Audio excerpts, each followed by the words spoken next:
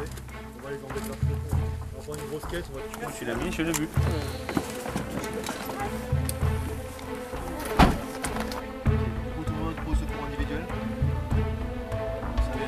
Il y a une partie historique, c'est l'AWACS Concept Partner, puisqu'à la base, ces règles-là avaient été créées par les AWACS. C'était une équipe de Nice qui était les créateurs également de la Plume Blanche, qui est maintenant repris par BSO Games, par Strike de BSO. Et ils nous ont donné les droits, on va dire, au niveau de l'évolution possible et de l'utilisation de ces règles-là. Donc on est parti de ces règles-là à la base, c'est eux qui ont la paternité. Et on les a fait évoluer avec les changements de matériel, avec des améliorations en fonction de ce qu'on essayait, des retours qu'on avait sur les OP qui étaient missiles où on appliquait ce règlement. Et on continue à le faire évoluer comme ça au fur et à mesure, en fonction de retours de joueurs. Donc c'est vraiment de retours de joueurs et d'organisateurs. C'est-à-dire que ce n'est pas que nous qui organisons des OP Milsim ACP. C'est surtout en fait un règlement, une façon de jouer, un mode de jeu. C'est aussi un groupe d'amis, c'est un peu tout ça à la fois. C'est un univers Milsim avec un règlement qui est fondé, qui est créé, un règlement qui est évolutif et qui nous permet en fait de pousser des OP et des parties Milsim dans la manière dont on voudrait qu'elles se passent, quoi, avec du jeu de rôle, avec un effort physique, c'est un Milsim qui utilise beaucoup d'outils. Voilà, et pour nous en fait l'airsoft fait partie de ces outils. Voilà, c'est pas un airsoft Milsim, c'est un Milsim qui utilise l'airsoft. L'ACP, c'est pouvoir vivre un peu toutes les facettes de l'airsoft Milsim au sein d'un panel de plusieurs OP, mais des fois sur un événement, on peut ne pas avoir forcément d'action et ça fait partie aussi de ce réalisme finalement qu'on recherche.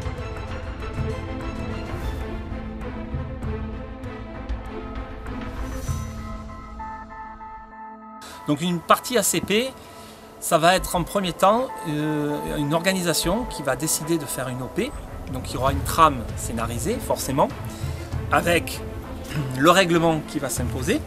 Ce règlement peut se faire en deux parties, c'est-à-dire que soit on accepte la totalité du règlement comme il est écrit noir sur blanc et protégé par un label, et là le tag sera 100% rule, ce qu'on appelle 100% des règles, ou l'organisation voudrait changer une petite partie parce que les règles de touche ne leur conviennent pas, ou il y a un truc qui ne va pas sur les véhicules, ou il fait quelque chose qui ne leur convient pas.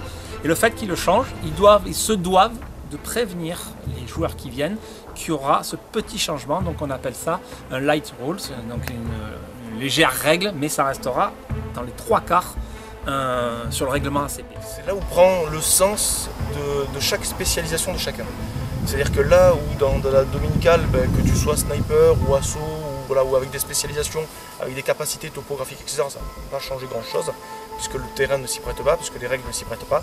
Là, réellement, on va pouvoir exploiter les spécialisations de chacun qui le font par plaisir, parce qu'ils peuvent faire du renseignement, ils ont le matériel pour, voilà. Donc ça permet vraiment d'optimiser les capacités de chacun. Toujours donc dans la simulation militaire, mais voilà, qui permet d'autres compétences et qui exploite d'autres situations que l'engagement propre qu'on peut faire en Milsim dominical. C'est-à-dire qu'il y a toute la partie approche, renseignement, etc., marche d'approche, voilà.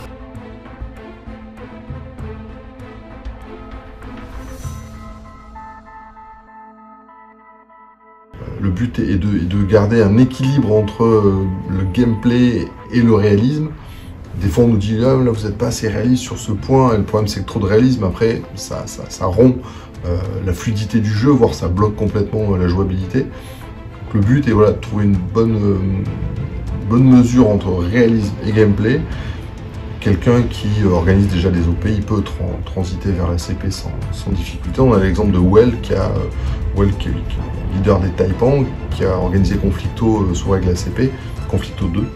Et c'est une réussite, ça a beaucoup plu, ça a très bien fonctionné, donc voilà, pas besoin forcément de beaucoup de temps d'adaptation pour organiser sous Milsim ACP, c'est assez simple. Merci, et malheureusement, enfin je dis merci de manière ironique, les réseaux sociaux, et surtout Facebook, où les joueurs marquent, participent, intéressés, ainsi de suite. Non, justement, le principe de l'ACP, de la partie de l'OP ACP, c'est qu'on ne doit pas savoir qui participe.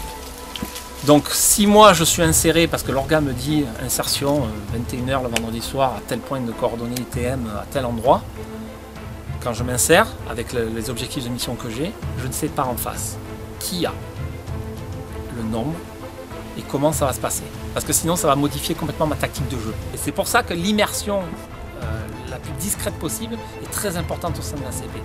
Donc la partie ACP en elle-même, hormis le canevas du règlement ACP, il faut qu'elle soit la plus immersive possible. En règlement ACP, on ne dit pas out, on s'écroule, il y a tout un système de protocole, de règles de touche, et ainsi de suite. Et ce règlement-là d'ACP, déjà, il se drill. Parce que c'est vrai, on a 2 ou 3 pages de règlement ACP, les gens, oh, il faut apprendre ça pour une OP, mais on n'est pas à l'école.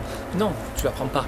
Par contre, quand tu viens sur ton terrain avec tes équipes, que vous n'avez pas d'OP, que vous voulez vous entraîner, drill la partie règles de touche, la partie véhicule, la partie soins. Et au fur et à mesure, quand tu vas faire une OP ACP, tu vas voir que ces parties-là, tu vas les voir se dérouler pendant le jeu.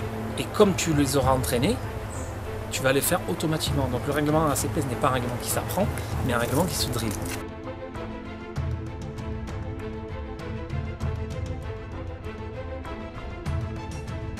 Il y a voilà, tout un consortium au-delà des fondateurs, au-delà du concept ACP. Il y a plein d'équipes qui s'y sont mis, qui s'investissent beaucoup.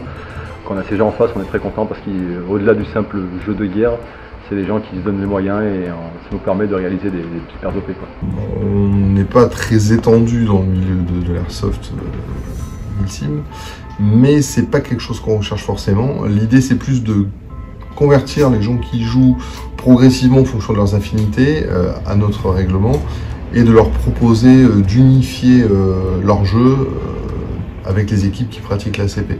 Le but étant voilà, plus de jouer tous le même Milsim plutôt que de séduire un monde sans cesse plus important. Voilà, c'est pas forcément l'objectif.